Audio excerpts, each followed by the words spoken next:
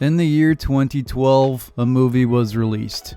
A movie so awesome that the stooges of Earth, that species called Homo insanius, could not comprehend it. Were they too busy watching The Hobbit, hoping Peter Jackson wouldn't balls everything up? Or perhaps they were watching that movie about Jennifer I Invented Women Lawrence shooting a bow and arrow. Whatever the case may be, the film in question did not do well at the box office, nor was it a critical darling, but hey, these things happen. It did gain some traction and a cult following in the subsequent years, but never to the point where we got the much-deserved sequel. And so it exists as a sweet action movie anomaly, sitting on its own in the mists of time. That's right, baby, it's Dredd. No, not that one. The Stallone version is entertaining, I guess, mostly because it's bad, but the Karl Urban treatment is genuinely a great movie. In fact, I'm tempted to call it perfect. Now don't get me wrong, perfect does not mean it belongs in the sphere of masterclass cinema among the titans of movieland.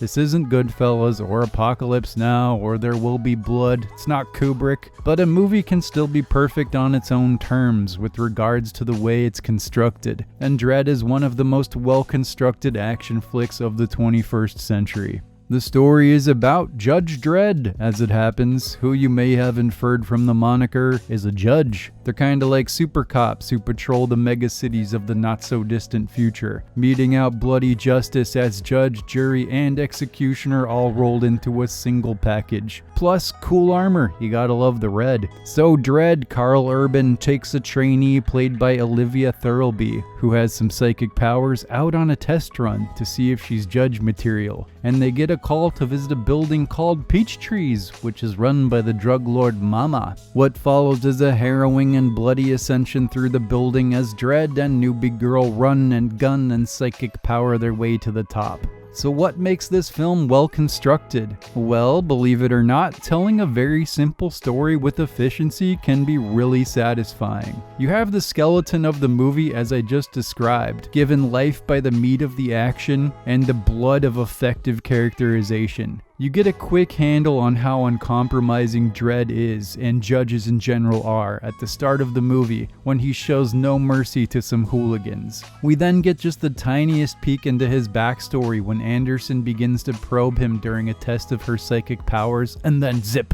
no more. Both of our leads are given just enough characterization so that the audience can infer some real depth without any over-explanation. This extends to the villain of the film, played by Lena Headey. She's scarred and angry and vicious, but you feel it's not necessarily her nature, it's the city that's made her this way. In a sense, she and Dredd are two sides of the same coin, violent human incarnations of the world they inhabit. None of this is stated, it's just there, which is how you do characters. The most interesting emotional turn for me is that Mama is almost more sympathetic than Dredd himself, who is faceless on top of being brutal. Props to Karl Urban for never taking off the mask, by the way. I love his version of Dredd, and he sacrificed personal recognition for character mystique.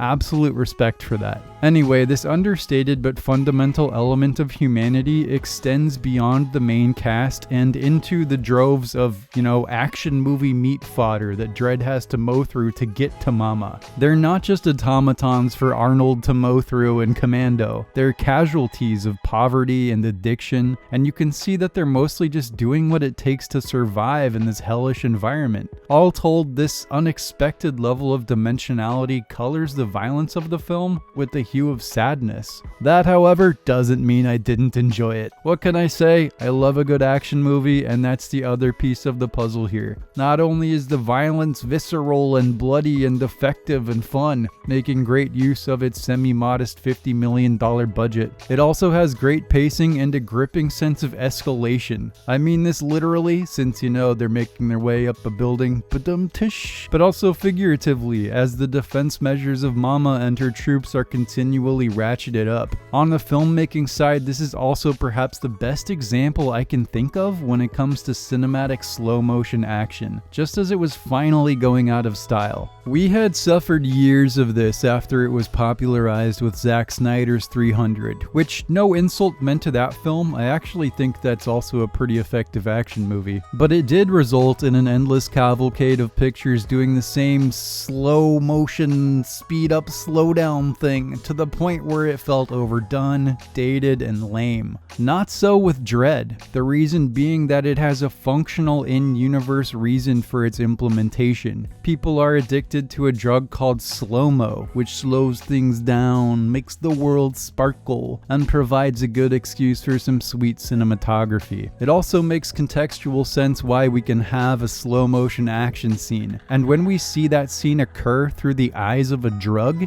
it feels natural as opposed to forced. If it were sound, we'd call it diegetic. Basically, it looks great and it makes sense. It's not just cinematic masturbation. And then there's that horrific scene where Mama makes a dude smoke it and then throws him off the building. What a way to go, man, contemplating your imminent demise as the pavement slowly rises to greet you, culminating in splat red paste. And all of this happens in like 90 minutes. The film epitomizes the phrase lean and mean. There's no narrative fat, no pointless scenes, no dumb plotline about multiverses, no save the world narrative at all, in fact. And it's questionable if one drug dealer down even makes a difference in Mega City 1, or if Dredd himself is even a force for good. It's a film and story with a very bleak outlook, which suits the material of Judge Dredd to a T. It balances the fun of cinematic hyperviolence with an undercurrent of great characterization, performances, and just a whisper of sadness for the state of humanity. And I'm not sure how this movie could have been done better.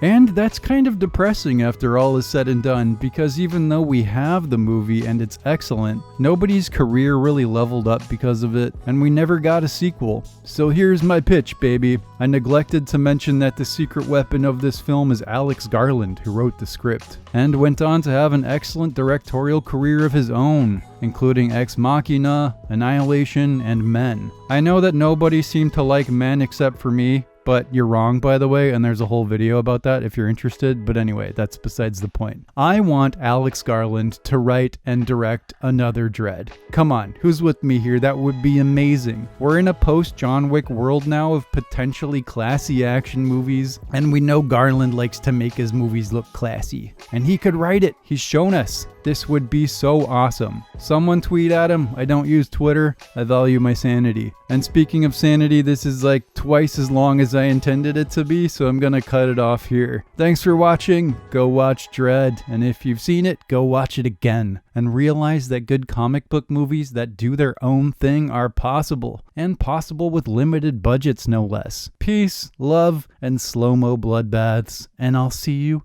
in the next one.